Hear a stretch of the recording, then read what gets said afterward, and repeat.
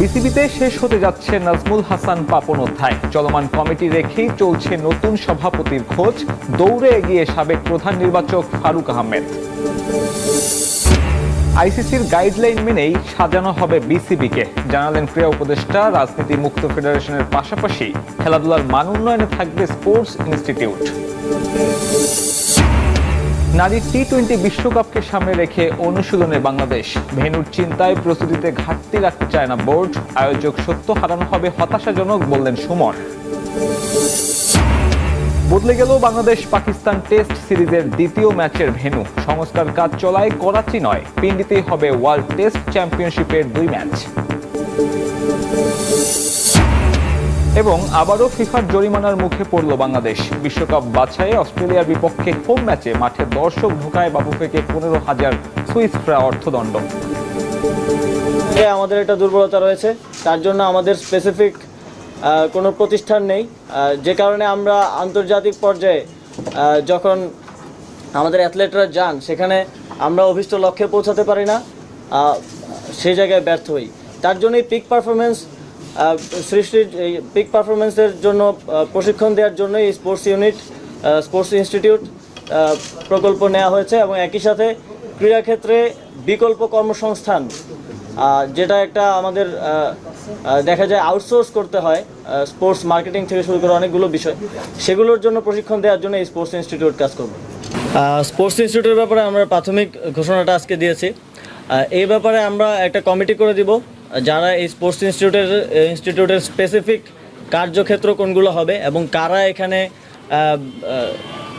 Course করার কিংবা প্রশিক্ষণ নেওয়ার সুযোগ পাবে সেটা তারা নির্ধারিত করবে এবং বিস্তারিত একটা রিপোর্ট প্রকাশ করা হবে। দ্রুত সময়ের মধ্যে কাজ শুরু করার জন্য আমরা দেখব যে আমাদের যে এক্সিস্টিং ইনফ্রাস্ট্রাকচার আছে তার মধ্যে যদি করা সম্ভব হয় আমরা সেটাই প্রেফার করব। যদি তা না হয় সেক্ষেত্রে আমরা বিকল্পভাবে ভবন নির্মাণের মাধ্যমে সেখানে কার্যক্রম শুরু করব। আমরা প্রত্যেকটি জায়গাতে এক্সপার্টদের মাধ্যমেই প্রশিক্ষণ নিশ্চিত করার চেষ্টা করব। তো প্রাথমিকভাবে যদি বাংলাদেশে সেই ফ্যাকাল্টি পাওয়া না যায় সেক্ষেত্রে আমরা দেশের বাইরে থেকে এক্সপার্টদেরকে নিয়ে আসবো।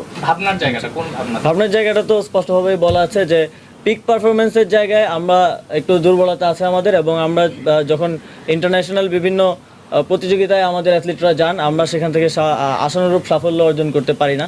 সেই জায়গাটা করার জন্য এই ইনস্টিটিউট। দেখুন, এখানে আমরা বায়োমেকানিক্স সহ যেই ব্যাপারগুলো নিয়ে কাজ করার কথা বলছি, এগুলোর জন্য যেই টেকনোলজির প্রয়োজন হয় প্রত্যেকটা ফেডারেশনকে আমরা আলাদা আলাদাভাবে সেই টেকনোলজি প্রোভাইড করতে গেলে এটা আমাদের বাজেট স্বল্পতা সহ বিভিন্ন জায়গায় প্রতিবন্ধকতা আসবে। তো সেই জায়গা থেকে যেহেতু আমরা পিক পারফরমেন্সের কথাও বলছি, আমরা একটি সেন্ট্রাল জায়গায় এই প্রশিক্ষণগুলো ব্যবস্থা করতে চাচ্ছি। সেই জায়গা থেকে স্পোর্টস ইনস্টিটিউট কাজ করবে এবং ফেডারেশনগুলোর সাথেও আমরা খুব দ্রুত সময়ের মধ্যেই বসে তাদের বর্তমান অবস্থা এবং অনেকগুলো ফেডারেশনে আপনারা জানেন যে যারা দায়িত্ব পালন করে আসছিলেন অনেকগুলোতে অনুপস্থিত, সে বিষয়ে আমরা সিদ্ধান্ত নিব। আমরা স্পোর্টসকে রাজনৈতিক প্রভাবমুক্ত করার একটা এজেন্ডা আমাদের আছে এবং সেই জন্য আমরা একটা সার্চ কমিটি গঠন করে দিব, যারা ফেডারেশনের বর্তমান অবস্থা, যারা কাজ করছেন, যারা দায়িত্বশীল আছেন তারা আছেন কিনা এবং তাদের ব্যাকগ্রাউন্ড কি, তারা কোন বেসিসে সেখানে আছেন সেগুলো নিয়ে তারা রিপোর্ট প্রকাশ করবে এবং আমরা যার সাথে যেই স্পোর্টসের সাথে যে সংযুক্ত এবং কাজ করে আসছেন তাদেরকে দিয়ে এই ফেডারেশনগুলোকে ঢেলে সাজাবো। রাজনৈতিক সংশ্লিষ্টতা আমরা সর্বোচ্চ কমিয়ে আনার চেষ্টা করব। ইতিমধ্যে ক্রীড়াক্ষেত্রে যে অন্যায় অনিয়ম এবং দুর্নীতির অভিযোগগুলো আছে এবং এখনও আমি দেখতে পাচ্ছি আপনারা সেগুলো সার্চ করে অনেকেই বের করছেন এবং মিডিয়ায় প্রকাশ করছেন, এজন্য আপনাদেরকেও ধন্যবাদ জানাই। এই বিষয়গুলোতে আমরা তদন্ত করব এবং যারা দায়ী তাদের বিরুদ্ধে ব্যবস্থা নেওয়া হবে। বাংলাদেশ ক্রিকেট বোর্ডে শেষ হচ্ছে নাজমুল হাসান পাপনের অধ্যায়। তার জায়গায় বেশ জোরে সোরে শোনা যাচ্ছে 3 জনের নাম। বাংলাদেশ ক্রিকেট বোর্ড মুক্তি পাচ্ছে নাজমুল হাসান পাপনের শৃঙ্খল থেকে।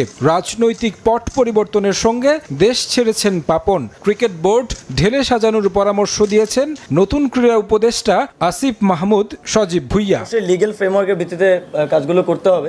নাজমুল হাসান পাপনের জায়গায় কে আসতে পারেন দায়িত্বে, আলোচনায় বেশ কয়েকটি নাম। তবে 3 জনকে নিয়ে এখন ক্রিকেট পাড়ায় বেশ গুঞ্জন। তাদের মাঝে সবচেয়ে বেশি আলোচিত সাবেক অধিনায়ক ও প্রধান নির্বাচক ফারুক আহমেদ। সরকারের উপর মহলের সঙ্গে আলোচনা হয়েছে বলেও জানা গেছে।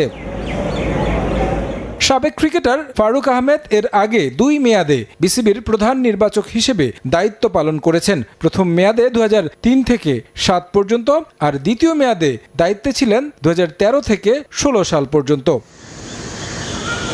নাজমুল আবেদিন ফাহিমও রয়েছেন এই তালিকায়। বিসিবিতে কাজ করেছেন লম্বা সময়। গেল বিসিবি নির্বাচনে পাপনের পছন্দের প্রার্থী তালিকায় না থাকায় পাশ করতে পারেননি। তাকে নিয়েও আলোচনা চলছে বোর্ডের সভাপতি পদের জন্য। সাবেক অধিনায়ক তামিম ইকবালের ক্রিকেট ক্যারিয়ার দোদুল্যমান। অভিমান করে অবসর নিলেও সাবেক প্রধানমন্ত্রীর পরামর্শে ফিরেছিলেন আন্তর্জাতিক অঙ্গনে। এরপর অবশ্য বোর্ডের নানা রাজনীতির শিকার হয়ে খেলা হয়নি গেল ওয়ানডে বিশ্বকাপ সহ আর কোনো ম্যাচ।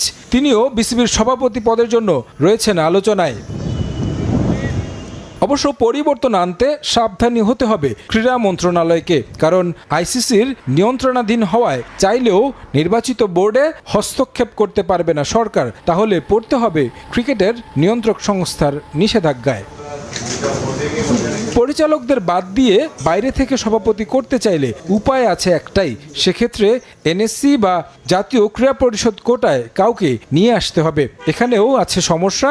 এই মুহূর্তে বোর্ডে এনএসসির পরিচালক 2 জন, জালাল ইউনুস এবং আহমেদ সাজ্জাদুল আলম ববি। তাই নতুন কাউকে আনতে হলে পদত্যাগ করতে হবে তাদের। যতটুকু জানা গেছে সে কাজ ইতোমধ্যেই শুরু করে দিয়েছে যুব ও ক্রীড়া মন্ত্রণালয়। সেক্ষেত্রে নতুন কাউকে সেখান থেকে পরিচালক করে এনে বাকিদের ভোটে নির্বাচিত করা হবে নতুন সভাপতি। তবে সভায় পূরণ হতে হবে কোরাম, আর তার জন্য প্রয়োজন হবে অন্তত 9 জনের উপস্থিতি।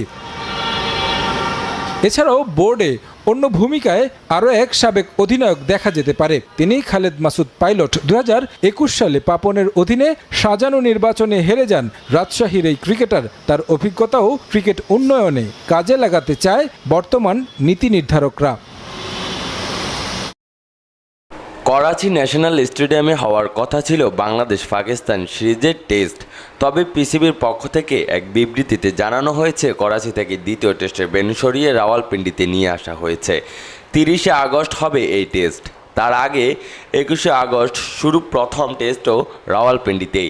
করাচি ন্যাশনাল স্টেডিয়াম থেকে ম্যাচ সরিয়ে আনার কারণ সেখানে চলা সংস্কার কাজ। আগামী বছরের চ্যাম্পিয়ন্স ট্রফিকে সামনে রেখে স্টেডিয়ামের সংস্কার কাজ শুরু করেছে পাকিস্তান ক্রিকেট বোর্ড পিসিবি। গত 14ই আগস্ট পিসিবি জানিয়েছিল করাচি স্টেডিয়ামে উন্নয়ন কাজ চলায় 30শে আগস্ট শুরুর ম্যাচে দর্শকের প্রবেশাধিকার থাকবে না।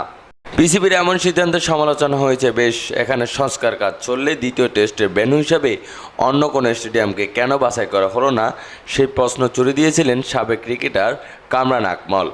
নিজের ইউটিউব চ্যানেলে আকমল বলেছেন, পাকিস্তান করাচিতে দর্শক ছাড়া খেলবে, এটা হাস্যকর। আর আমাদের স্টেডিয়াম কি মাত্র 2-3টি? ফয়সালাবাদ স্টেডিয়াম আছে, আমরা সেখানেও খেলতে পারতাম। এটা শীর্ষ মানসম্পন্ন স্টেডিয়াম, অনেক ম্যাচ হয়েছে। এরপর মুলতান স্টেডিয়াম আছে, সবাই জানেন মুলতান স্টেডিয়াম অনেক ভালো, দর্শকও হয় সেখানে। এমন সমালোচনার প্রেক্ষিতে হয়তো ভেন্যু বদলের সিদ্ধান্ত নিয়েছে পিসিবি। তবে মুলতান বা ফয়সালাবাদ নয়, পাকিস্তানের দ্বিতীয় টেস্টের ভেন্যু হিসাবে বেছে নিয়েছে রাওয়ালপিন্ডিকেই। এর কারণ হিসেবে পিসিবি বিবৃতিতে লিখেছে, নির্ধারিত সময়ের মধ্যে ভেন্যু তৈরির বিষয়ে আমাদের নির্মাণ বিশেষজ্ঞদের সঙ্গে কথা হয়েছে। তারা জানিয়েছে খেলা চলাকালীন যখন নির্মাণ কাজ চলবে সেই শব্দ ক্রিকেটারদের সমস্যায় ফেলবে।